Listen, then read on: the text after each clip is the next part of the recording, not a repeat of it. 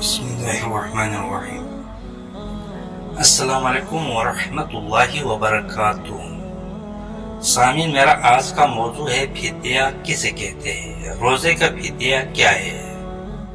سامعین، رمضان المبارک میں ہر مسلمان پر 30 روزے فرض کیے گئے ہیں۔ صحت دیگر مسائل کی بنا پر ان روزوں کے چھوٹ جانے پر شریعت میں کچھ رقم مختص کی گئی ہے جس کی ادائیگی لازم ہے۔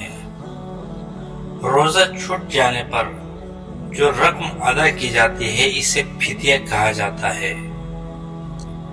ایسا مسلمان مرد یا عورت جو بڑھاپے یا کسی ایسی بیماری کی جس کی وجہ سے روزہ رکھنے سے عاجز ہو اور یہ عجز دائمی ہو، ایسی صورت میں روزے کے بدلے میں ایک مسکین کو کھانا کھلانا فدیہ کہلاتا ہے۔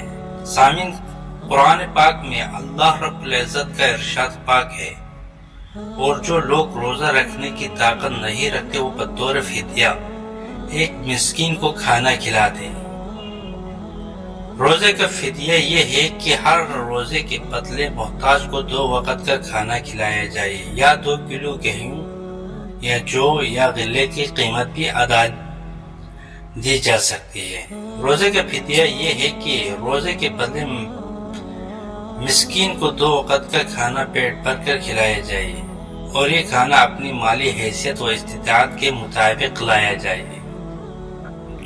اور سامعین، یہ فدیہ اس وقت عائد ہوتا ہے جب کسی عذر مجبوری کی وجہ سے انسان روزہ نہ رکھ سکے۔ جو شخص وقتی بیماری یا کسی وجہ سے روزہ نہ رکھ سکے اس کے لیے رمضان کے بعد روزے کی قضا ضروری ہے، صرف فدیہ کافی نہیں۔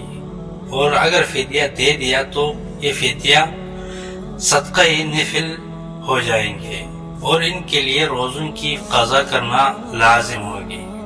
مسئلہ ہے کہ جو عذر کی وجہ سے روزہ نہ رکھ سکے ہو یا معاذ اللہ جان بوجھ کر بھی روزہ نہ رکھے ہوں تو بھی صدقہ فطر ان پر واجب ہوگا، کیونکہ سامعین، رمضان المبارک کے روزے رکھنا صدقہ فطر کے واجب ہونے کے لیے ضروری نہیں۔ یہ فدیہ رمضان سے قبل ادا نہیں ہوگا، البتہ رمضان شروع ہونے کے بعد پورے مہینے کا اکٹھا فدیہ ادا کیا جا سکتا ہے۔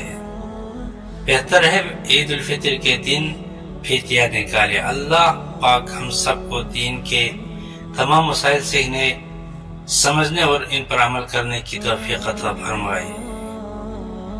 آمین۔